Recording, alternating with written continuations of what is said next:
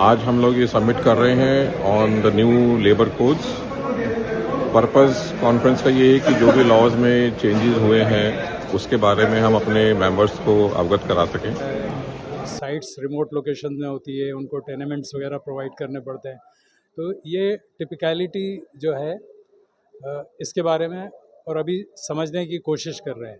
ये पहला प्रयास है, हो सकता है इस तरह के कुछ और सिंपोजियम करने पड़े जिससे लोगों को ये क्लियर हो सके कि उनके कानूनन लीगल ऑब्लिगेशंस क्या हैं और कहाँ कहाँ उनको ईज़ ऑफ डूइंग बिजनेस होने वाली है और कहाँ कहाँ उनको दिक्कतें आने वाली है। ये तो सबसे इसमें तो अब सरकार को यही चाहिए कि भी मतलब जो भी पैनल बनाए, जजेस को नियुक्त करें, किसी को भी नियुक्त करें, बिल्कुल ठीक बात है, आपने ठीक कहा। सिंगल विंडो का मतलब out of the court settlement होगा तो शायद जल्दी हो जाए। आम आदमी को जानकारी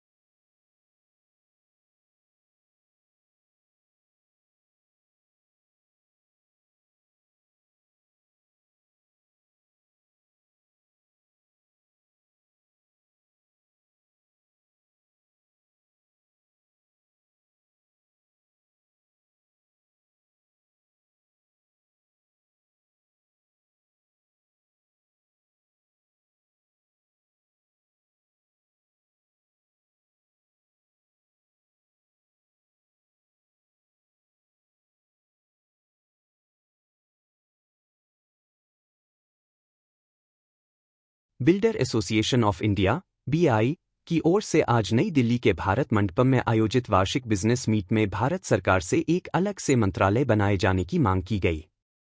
इस मंत्रालय के बनने से बिल्डर और उपभोक्ता दोनों की समस्याओं का समाधान होने की उम्मीद है।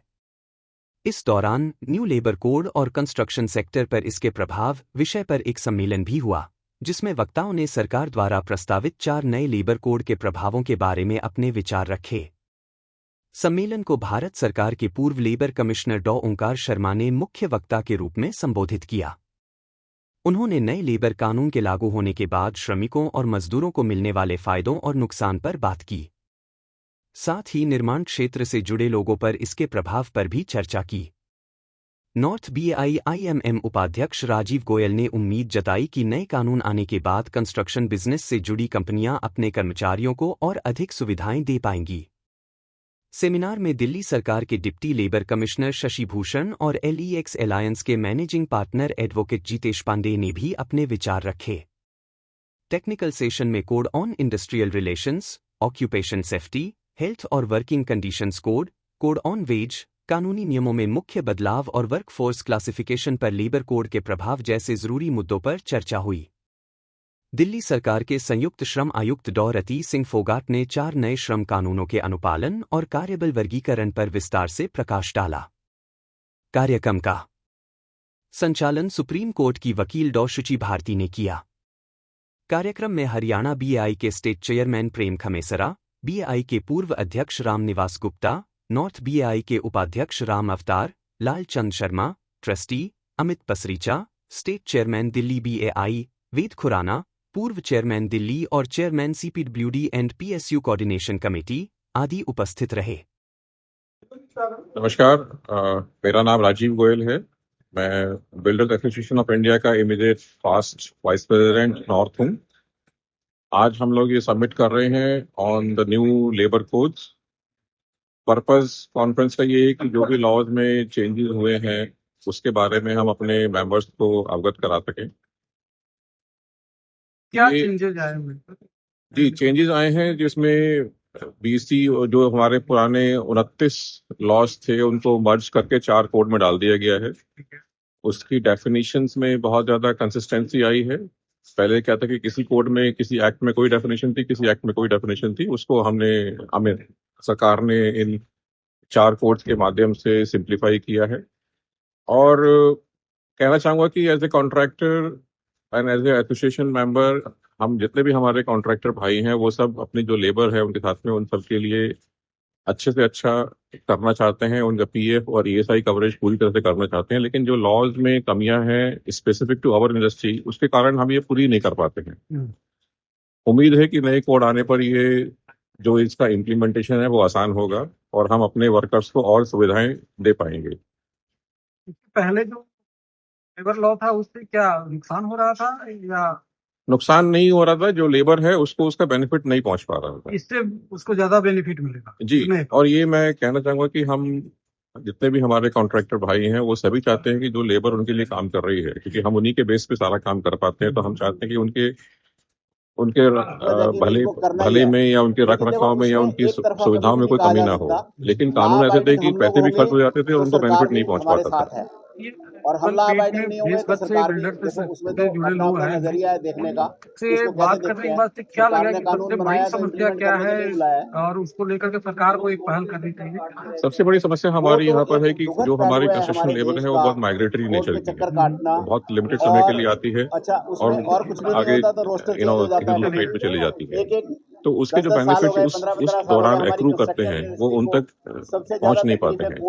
अब जैसे डॉक्टर ओमकार शर्मा जी ने सुबह कहा कि लेबर लाइसेंस लेने में बहुत जो समस्याएं थी वो खत्म हो रही हैं, जो रजिस्टर्स मेंटेन करने थे वो समस्याएं खत्म हो रही हैं, तो पेपर वर्क कम हो रहा है और जो बेनिफिट हम लेबर को देना चाहते हैं उसमें जो ये लेबर कोड्स हैं वो सरकार से बहुत ही हेल्पफुल होने की संभावना है।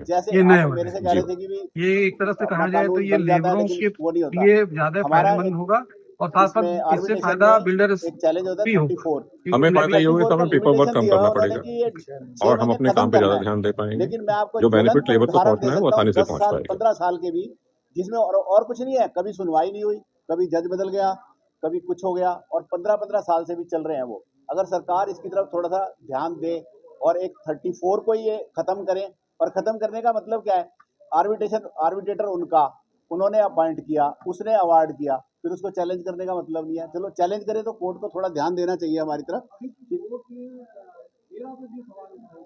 हाँ, रेरा पे जो सवाल उठाए हैं, कोर्ट ने सवाल उठाए हैं, बिल्कुल ठीक है। तो वो उसको अगर गहराई से लॉ तो बन गया था, ऐसा नहीं है, लेकिन उसमें क्या हुआ था 500 गज से नीचे वाले उसमें है ही नहीं, या और जो 500 गज वाले भी हैं उनके ऊपर बंधन है। अब 500 गज वाला एक बिल्डर और 1000 मकान बनाने वाला, 1500 मकान बनाने वाला बिल्डर, बहुत फर्क है उसमें। 500 गज वाले को तो पता ही नहीं होता कि करना क्या है, और वो उस पर भी वही है, उस पर भी वही है, रेरा है। और कुछ तो इसमें जो रेरा की परेशानी हुई है, ये पहले बिल्डर और बैंक्स दोनों का, वो भी सरकार उस पर भी बहुत नाराज है, कोर्ट उस पर भी बहुत नाराज है कि भाई आपने दोनों ने मिलकर लोन पकड़ा दिया किसी को, उस बेचारे को पता ही नहीं है, और घर उसको मिला नहीं और लोन की किस्त उसको देनी है, सिविल उसका खराब हो रहा है।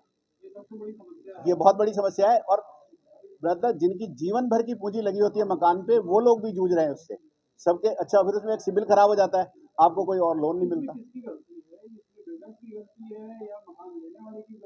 मकान लेने वाले, देखो मकान लेने वाले को क्या है, अंशियस होता है, वो उत्साहित होता है कि मेरे को मकान लेना है।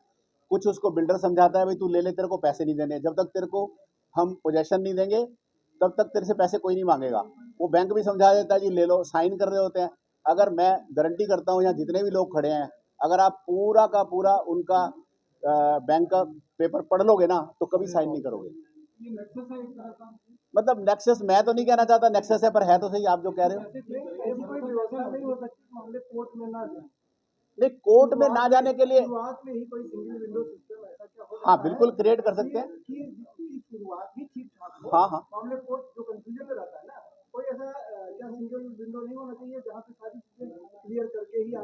बिल्कुल होना चाहिए। और उस आदमी की, जिस आदमी ने अपने जीवन भर की कमाई, अपनी पत्नी, अपने माँ बाप सबका कमाई का लगाया, उसका सबसे ज्यादा ध्यान रखना चाहिए। जबकि कोर्ट के भी ऐसे ऑर्डर हो जाते हैं कई बार कि वो आदमी आत्महत्या करने तक को आतुर हो जाता है कि भी मैं क्या करूं, अब 50 लाख आत्महत्या की है लोगों ने। आप तो कह रहे हैं कि आतुर हो जाता है, लेकिन बहुत से लोगों हाँ, ने आत्महत्या की है।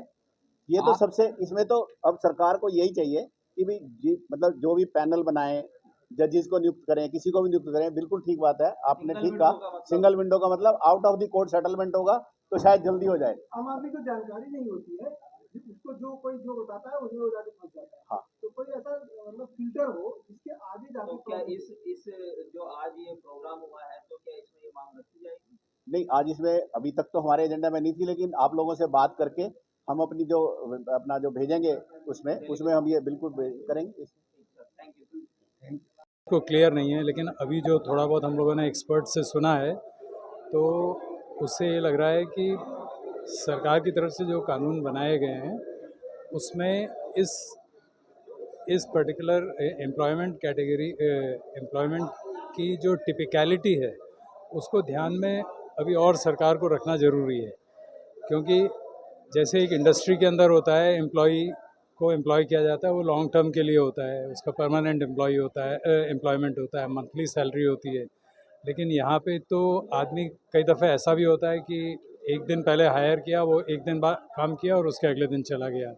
कभी लोगों को बाहर से लाना पड़ता है, साइट्स रिमोट लोकेशन में होती है, उनको टेनेमेंट्स वगैरह प्रोवाइड करने पड़ते हैं। तो ये टिपिकलिटी जो है इसके बारे में और अभी समझने की कोशिश कर रहे हैं। ये पहला प्रयास है, हो सकता है इस तरह के कुछ और सिम्पोजियम करने पड़े जिससे लोगों को ये क्लियर हो सके कि उनके कानूनन लीगल ऑब्लिगेशंस क्या हैं और कहाँ उनको ईज़ ऑफ डूइंग बिजनेस होने वाली है और कहाँ उनको दिक्कतें आने वाली।